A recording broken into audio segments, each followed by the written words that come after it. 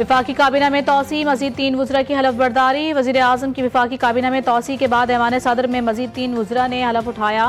कायम मकाम सदर यूसुफ रजा गिलानी ने हलफ लिया। हलफ उठाने वालों में सैयद इमरान अहमद, शिजरा मनसब और अरमकान सुबहानी शामिल हैं। वफाकी काबीना के अरकान की तादाद बढ़कर 54 हो गई। वफाकी काबीना में 31 वफाकी वज़रा, 11 वज़रा ममलिकत, 4 मुशीर और 8 मुआविन खुसूसी शामिल हैं।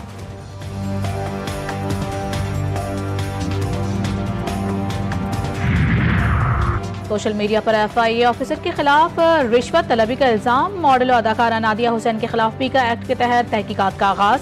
बैंक अल-फलाह सिक्योरिटीज में 540 मिलियन रुपए की खुर्द-बुर्द के इल्जाम पर नादिया के शौहर आतिफ मोहम्मद को गिरफ्तार किया गया। शौहर की गिरफ्तारी के बाद नादिया हुसैन को जालसाज ने रिश्वत के लिए कॉल की।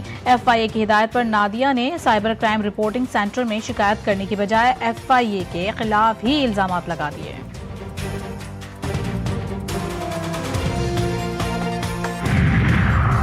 और रमजान की खूबसूरत सातों में ईमान ताज़ा करने वाले लम्हा, दिल को छू लेने वाले मनाजिर। सैर इफ्तार GTV न्यूज़ के साथ खुसूसी ट्रांसमिशन। इरफान रमजान अवामी तवज्जो का मरकज़। उलमाए कराम की इफ्तार से कबल पाकिस्तान में तालीमी इदारों का इन्हितात और इस्लाही तजावीज़ पर गुफ्तगू। तलावत कलाम पाक और नात रसूल मकबूल सल्लल्लाहु अलैहि वसल्लम की पुरनूर महफिल। शेफ ने बनाना सिखाए मज़े मज़े के पकवान।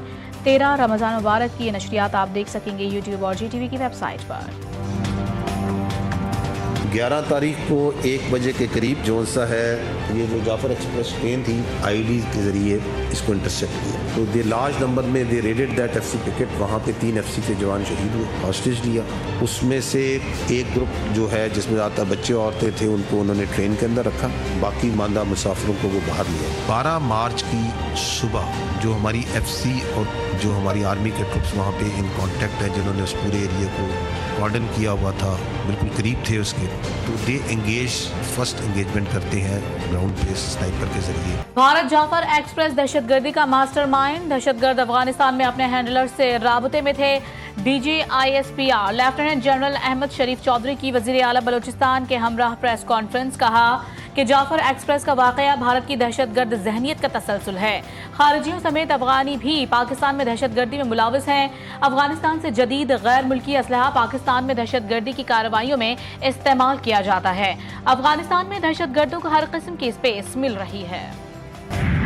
It's a very challenging intelligence environment which Balochistan is, and our intelligence agencies, all types, they work day and night to try to find these leads. And और इससे पहले कोई वाकया हो और कोई हादसा और कोई टेररिस्ट इंसिडेंट हो उसको प्रीएम्प्ट करें, उसको न्यूट्रलाइज करें। लेकिन इंटेलिजेंस के अंदर होता ये है कि जहां आपको एक फेलियर नजर आता है उसके पीछे जिसको आप पॉइंट आउट करते हैं कि ये आप क्यों हो गया, जिस तरह आप कह रही है आपने वर्ड यूज किया कि इंटेलिजेंस फेलियर है, विच आई डोंट एग्री, बिकॉज इसके पीछे हजारों इंटेलिजेंस की सक्सेस स्टोरीज भी होती है।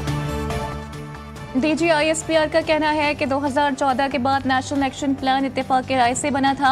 14 नुकात पर अमल दरामद हो तो दहशतगर्दी खत्म होगी। बलूचिस्तान की पेचीदा सूरत हाल के सबब जाफर एक्सप्रेस सानहे को इंटेलिजेंस की नाकामी कहना दुरुस्त नहीं। मजीद कहा दहशतगर्दी क्यों बढ़ रही है तो हमें देखना होगा कि वो 14 नुकात हमारी जिंदगी में कहाँ है। 14 नुकात में एक नुकता फौजी कार्रवाई है। फौजी कार्रवाई का जो नुकता है इसमें बता सकते हैं कि हम क्या कर रहे हैं। उनका कहना था कि दहशतगर्दी के खिलाफ कार्रवाई में जाने दी जा रही हैं। एट द सेम टाइम इन दहशतगर्दों की सपोर्ट में एक इंफॉर्मेशनल वॉरफेयर भी चलना शुरू हुआ जिसको लीड कर रही थी इंडियन मीडिया। एक इंटरनेशनली रिकॉग्नाइज्ड टेररिस्ट ग्रुप की जो प्रोपेगेंडा वीडियो है उसको इंडियन मीडिया बार बार चला के दुनिया को दिखा रहा है। एक एक्टिविटी वहां चल रही, एक एक्टिविटी दुनिया के सामने उसको ग्लोरीफाई करने के लिए, उसकी तरवीज करने के लिए इंडियन मीडिया चला रहा है। दहशतगर्दों की सपोर्ट में इंटरनेशनल वॉरफेयर भी चल रही थी। इंटरनेशनल वॉरफेयर को इंडियन मीडिया लीड कर रहा था। इंडियन मीडिया प्रोपेगेंडा के तौर पर झूठी वीडियो बार बार चला रहा था। DG ISPR का कहना था कि इंडियन मीडिया अपनी वीडियो में दिखा रहा था कि ट्रेन जल रही है। दहशतगर्दों को भारतीय मीडिया सपोर्ट कर रहा था। भारतीय मीडिया पुरानी वीडियो सोशल मीडिया से उठाकर चलाता रहा। ऐसा तासुर दिया गया कि दहशतगर्द इंसान दोस्त हैं, इसलिए छोड़ दिया गया।